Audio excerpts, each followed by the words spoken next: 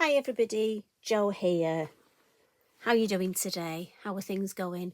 I must admit it's sunny here. It's beautiful. I love the sun on my garden. Really cheers me up. Blue sky makes such a difference. Grandma duties, so it's always better walking to school and the walk back. Yeah, lovely. Went past the field this morning with the 2 donkeys and the horse in, and I just love seeing them.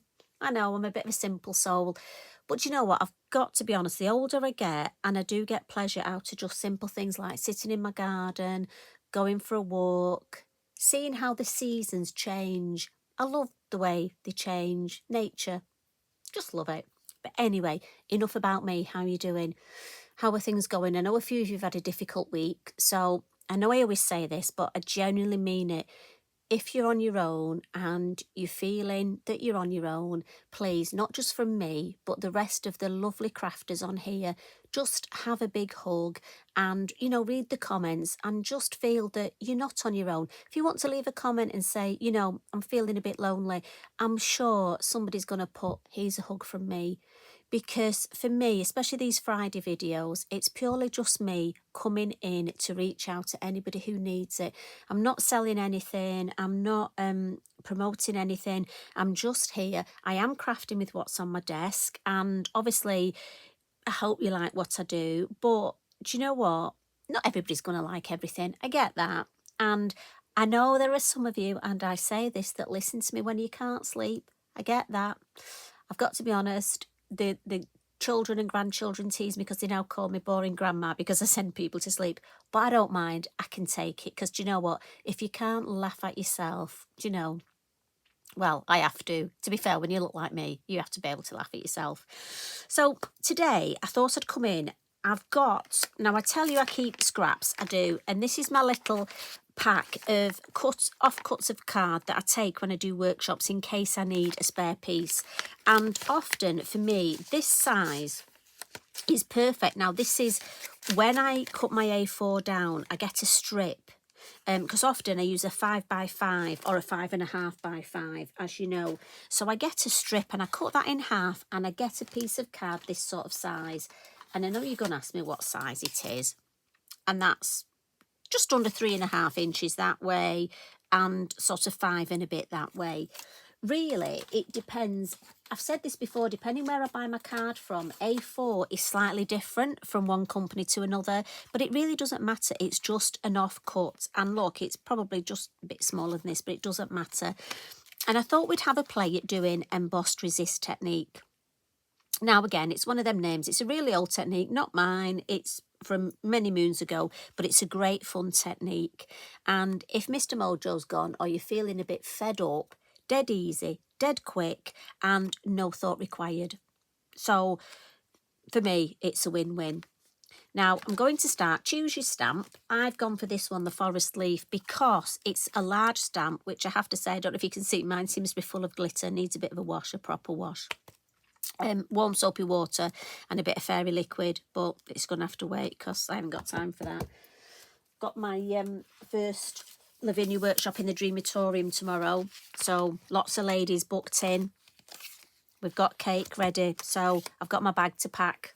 So if I've forgotten anything, when I get there tomorrow, ladies, I'll warn you now, I blame it on the fact I wanted to have a catch-up first. So I haven't packed my bag yet, but I will, I promise. So embossed resist, the main thing with this is we need an embossing powder. Now there's lots of different embossing powders around. You need a white, either a detailed white or a bright white. So before we start, I'm going to take the lid off my white, as long as it's a white embossing powder. That's the main thing. You're also going to need a Versamark ink pad, so that's your sticky ink pad. Now a little tip here, if any area of your stamp doesn't work, I find if I'm buying a Versamark ink pad, there are various different embossing pens. I've got a double-ended Versamark one somewhere, but I couldn't put my hand straight on it. But this is a distress one, same sort of thing. And what it is, it's your Versamark ink in a pen form, and you can always draw bits on. So it's useful to have one of those, have one out ready. You can get the re-inkers as well for your Versamark, and they're useful if you want to put some Versamark through a stencil. So all we're going to do as I say, so quick and easy. We'll ink up. And again, I would always make sure your stamp is nice and clean, because I've said this before, if it's a dirty stamp, your ink pad's going to get ink on it, and I do try and keep mine as clean as possible. I know it'll work just the same. Told you before when I've lent mine out at workshops and it comes back black. I just prefer to keep it as clean as possible, but that's just me. So nice light tapping, but plenty of it. And as I say, if I miss a bit, do you know what? It's just going to go with the shape, or I can draw it in with my pen. Now, you can use an anti-static bag first, but for me, if I get any extra white bits, I don't mind. It just adds to the design. Now, I'm going to put mine at a bit of an angle. You can put it straight down, and again, have a look through your stamps, because do you know what? I reckon you've got a lot of stamps that will work well with this technique. Now, I'm just going to give this a bit of an oomph. My hand's been playing up this week. I can't even open jars and things, so, or even my bottle of Prosecco, so Carl's had to be on opening duty. Now, as soon as we've done that, we'll come in with the white embossing powder and cover the whole thing. And again, just pour it all on, because do you know what? You're going to put it back in. And then lift up and just tap it off. Just tap the card. And I was just tap its bottom. Gentle tap. Put that to one side. And then we'll pour. Oh, look, I've got some nice drawing on that sheet underneath.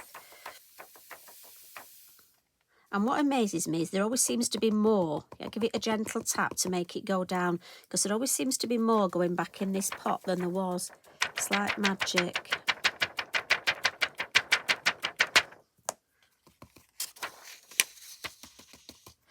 There we go. And lid on. Really important, because you don't want to spill it. Now, I'm going to heat it up. My suggestion is use your embossing gun. And what we need to do is put it on the high setting and let it heat up first. So it will be noisy. This is the noisy one, but it's the one for the job. And I'm just going to slowly work my way around, and I'll try and show you as I go. So switch it on.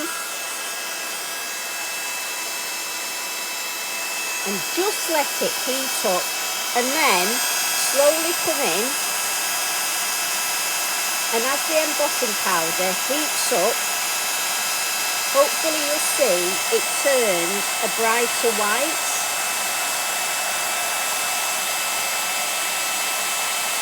And slowly, just methodically work your way around the design. When I get halfway, I turn it round. Now you can get various crocodile clips and clips to hold this if your fingers get too hot. I find I just turn it round. Once the whole area is done, I just go back over, give it a quick. So once I've gone all the way around, I just go over and give it a quick, and you can see how it's shiny when it's heated up. If there's any bits where I've missed, I can always go in with the pen. But this is just such a lovely design. It doesn't matter, which is why I chose it. Little heads up there. So once this is dry, and again, I can feel, yeah, that's lovely and all dry, we're going to add some ink. I mean, this looks beautiful as it is, but I'm thinking the ink we're going to come in with today, we're going to use the elements, and I've gone for an upside down, blue lagoon and flying pig, or flying fig as it should be known. So I'm going to take the lids off these, and first of all, I'm going to come in with my blue. And I'm going to go directly over. And this is why it's important that you've heated it all, because if you haven't, and I just ran my hand over to check I had, obviously you would move the powder. Because what the heat does is it melts that powder, it embosses it. So I'm just going to add some blue. And don't worry that the white will look a bit dull at first if you've not done this before. And I know we've got some new friends and followers, which is fabulous. It's always lovely to see new ladies and gentlemen, joining us. And I'm just building up. Now again, you could do this with just one colour or choose two. Now the reason I've gone for the blue in the middle is the blue's an older pad. My purple is a new one. And when you see this, it's full, very juicy when new. So I'm being mindful now to come in from the corner, look. And then just take a little bit of the colour up the side and along there. Just take it from the lid. And I'm going to blend that area. That's a bit rough at the minute, but I will blend it. So don't worry. I'm just going to hold that. And again, I want to do the same. I want to hold it down. Because I've used the heat tool, the card's slightly warped to start. It'll soon cool down, but so I'm just holding it down. Again, I just find that easier. I'm just going to blend that ink in that corner. And then down that side and across this side. And it's a good way of practicing your blending this. So look. What I'm just going to do is come in with the blue just to go over that edge and just blend it a bit more. Same with this side, just so I've got an area. And I'm just going to add that deeper blue just into the middle. Yeah, happy with that. So lids on. Now you could choose 2 or 3 different colours. I mean, again, you could batch card make this, you know, using lots of different colours. Now, the best tip I can give you, what we want to do now is clean off. Can you see the ink is on top of that embossing powder? And for me, I find a cotton pad best for this. If I use kitchen towel, it can be a bit abrasive. So for me, it's a cotton pad. And if I just rub, I'll just do the top part. And you can see, look, some of the blue comes off. Can you see this is brighter white now compared with this? So what I'll do is just, and we're just buffing it up now. We're taking that ink off the top. And it really makes that white pop. So I'm just going to turn it over and give it another. And for me, as I say, these cotton pads are fabulous. And wait till I lift this up to show you. Look now, that white really pops. So for me, I just want to add that faux bleaching. Now you can leave it like this if you want. I'm just a fan, as you know, of the water splats and the faux bleaching.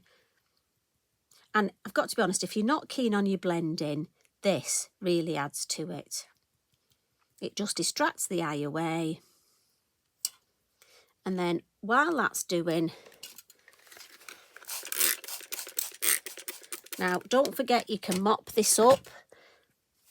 I'm just going to mop it up and put it in the bin, but you can mop it up on your spare card. If you've got a journal, give yourself a spare background. But today, as you know, because I've got to pack my bags and think about what I'm doing tomorrow. Now what I'm going to do is add some white Posca. So while that's still damp, we'll add a little bit of white Posca. And that'll just faux bleach as well. And it'll just react with the water. So we're just tapping it. But then I want some larger splats. So I'm just going to shake. And it's sort of a bit like a whipping motion. And I just want a few sort of more arty, larger splats of white. Now again, it's up to you whether you just want the smaller ones. But that does mean we've got to clean this again. Do you know what? Oh, that one doesn't want to. We've got some over here. Because when you do it that way, you will be surprised. I love doing that at workshops, and it's amazing how many crafters actually end up getting it on the neighbours' work. So if we look at that, that's the lovely design. Now I'm going to leave mine to dry naturally because you can reheat it with your heat tool, but obviously you've already embossed this. And if you overheat embossing, it goes flat. Embossing should be slightly raised. You can actually feel it. If you overheat, that will go flat and almost shrink back into the card. So I just need one of my lovely sentiments. Now on this one, I've put spread the love because I honestly believe that's what we should do. And I know, think happiness, I like that. And that's on here, my little channel. That's what I want to do. Think happiness and spread the love, because do you know what? There's not enough love in the world and we all need a little bit more, and somebody to tell us how fabulous we are and that we are loved. So that's my little message today. I'm coming in to spread the love with you. And I hope you have a go. If you've not had a go at Embossed Resist, mind you, I bet you have. I bet it's ages ago. So maybe have another play. And look, one stamp, that's all I've used. I'm sure you're going to create a lovely piece. And maybe, do you know what, emergency toppers for cards, because we all need those, don't we? Maybe different stamp, different colours. I know you lot, you're so clever. I bet you're itching to have a go, aren't you? And for those of you that are listening at 3 a.m, sleep well, have a lovely relaxing night, and have a lovely day tomorrow. Right, coffee time for me. I'm going to go and sit with Eric. I think he needs a hug. So love and hugs from me. Take care, everybody. Bye for now.